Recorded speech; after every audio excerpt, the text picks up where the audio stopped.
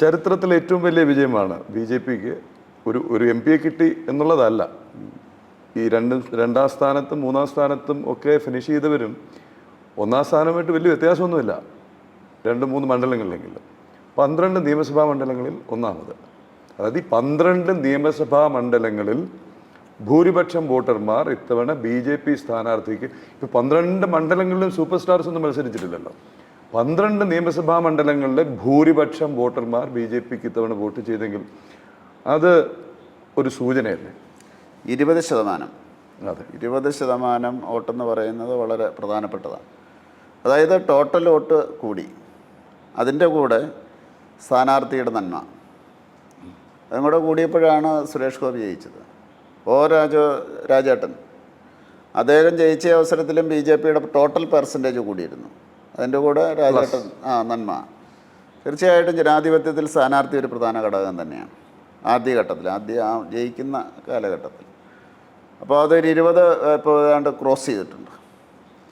അത് cross section of the society എന്നാണ് വന്നിരിക്കുന്നത്. അതായത് നരേന്ദ്രമോദിയുടെ വികസന പ്രവർത്തനങ്ങൾ അത് ഇഷ്ടപ്പെടുന്നവർ, രാജ്യം ഇങ്ങനെ പോകണം, വികസിക്കണം എന്ന് ഇഷ്ടപ്പെടുന്ന ജനങ്ങൾ തീർച്ചയായിട്ടും അവർ ബി ജെ പിക്ക്, നരേന്ദ്രമോദിക്ക് അനുകൂലമായിട്ട് ബി ജെ പിക്ക് അനുകൂലമായിട്ട് വോട്ട് ചെയ്തു. ഈ പറയുന്ന മറ്റ് പ്രചരണങ്ങളെയെല്ലാം അതിജീവിച്ചുകൊണ്ടാണ് അവർ വോട്ട് ചെയ്തിരിക്കുന്നത്. അതിൻ്റെ അകത്ത് ജാതിയും മതവും പറയുന്നത് ശരിയല്ല. Cross section of the society, അതിൻ്റെ അകത്ത് ക്രിസ്ത്യൻസ് ഉണ്ടാകും, മുസ്ലിംസ് ഉണ്ടാകാം. ക്രിസ്ത്യൻസിൻ്റെ വോട്ട് മുഴുവൻ ബി ജെ പിക്ക് കിട്ടി എന്ന് പറഞ്ഞുകൊണ്ട് ചില പാർട്ടികളിലൊക്കെ പിടിയുണ്ടാകുന്നു. 80 മുതലുള്ള എൻ്റെ ഓർമ്മയിൽ ഏത് ഇലക്ഷൻ കഴിഞ്ഞാലും ബി ജെ പിയുടെ വോട്ട് ആദ്യം വലതുപക്ഷത്തിന് പോയെന്ന് പറഞ്ഞിട്ടുണ്ടായിരുന്നു, അത് കഴിഞ്ഞ് ഇടതുപക്ഷത്തിന് പോയെന്ന് പറഞ്ഞുകൊണ്ടായിരുന്നു. ഇപ്രാവശ്യം അങ്ങനെയല്ല, ഇടതുപക്ഷത്തിൻ്റെയും വലതുപക്ഷത്തിൻ്റെയും വോട്ട് ബി ജെ പിക്ക് കിട്ടി എന്ന് പറഞ്ഞുകൊണ്ട് മറ്റ് പാർട്ടികളിലാണ് പ്രശ്നം.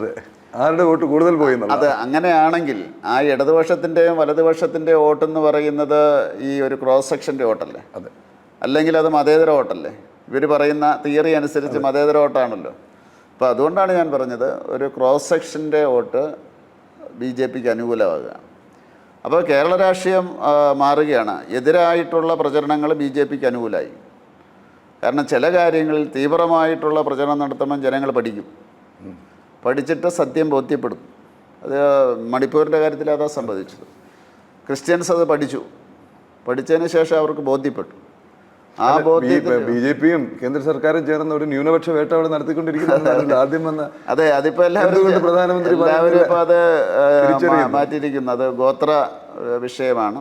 ലോകത്തെ എല്ലാ സ്ഥലങ്ങളിലും ഗോത്രങ്ങൾ തമ്മിലുള്ള അവരുടെ ആത്മാഭിമാനത്തിൻ്റെ പ്രശ്നത്തിന് വേണ്ടി അവർ ഏറ്റുമുട്ടും. അവരുടെ ആത്മാഭിമാനം എന്ന് പറയുന്നത് അവർക്ക് മാത്രം മനസ്സിലാക്കാൻ സാധിക്കുന്നതാണ്. അത് അവരുടേതായിട്ടുള്ള ആത്മാഭിമാനമാണ്. അതിനുവേണ്ടി ഏറ്റുമുട്ടുന്ന അവസരത്തിൽ നാഗാലാൻഡിൽ എത്ര ഗോത്രങ്ങളുണ്ട്? എല്ലാം ക്രിസ്ത്യാനികളാണ്. അവർ തമ്മിൽ ഏറ്റുമുട്ടാറില്ല. എത്രയോ ന്യൂസ് വന്നിരിക്കുന്നു. അത് ഗോത്രങ്ങൾ തമ്മിലുള്ള വിശ്വാസമാണ്. അത് മറ്റ് സമൂഹത അവരുടെ ആത്മാഭിമാനത്തിൻ്റെ കാര്യം എന്താണെന്ന് മനസ്സിലാക്കേണ്ട കാര്യമൊന്നുമില്ല. ലോകം മുഴുവനുണ്ട് കേട്ടോ, ഇവിടെ മാത്രമല്ല അതൊരു സാധാരണ ഒരു ലോ ആൻഡ് ഓർഡർ സിറ്റുവേഷനെ പോലെ അത് ഡീൽ ചെയ്യാൻ പറ്റുമോ? ഇല്ല, അത് പറ്റില്ല.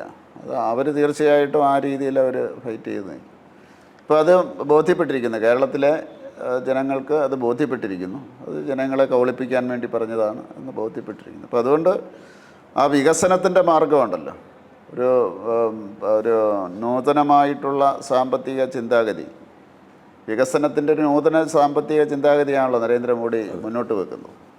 അതിനെ ജനങ്ങൾ അംഗീകരിച്ചു എന്നുള്ളതാണ് അതിൽ നിന്ന് പിന്നെ വേറൊന്ന് നമ്മൾ മനസ്സിലാക്കേണ്ട ഒരു കാര്യം, ഈ ന്യൂ ജനറേഷൻ അവർ ഒരു 35 വയസ്സിന് താഴെയുള്ളവർ, ഒരാളുടെ 65% എന്ന് പറയുന്നത് സമൂഹത്തിൻ്റെ, അവരിപ്പോൾ കേരളത്തിലും ആര് നല്ലത് ചെയ്യുന്നോ അവരുടെ കൂടെ നിൽക്കാൻ ഇഷ്ടപ്പെടുന്നവരാണ്.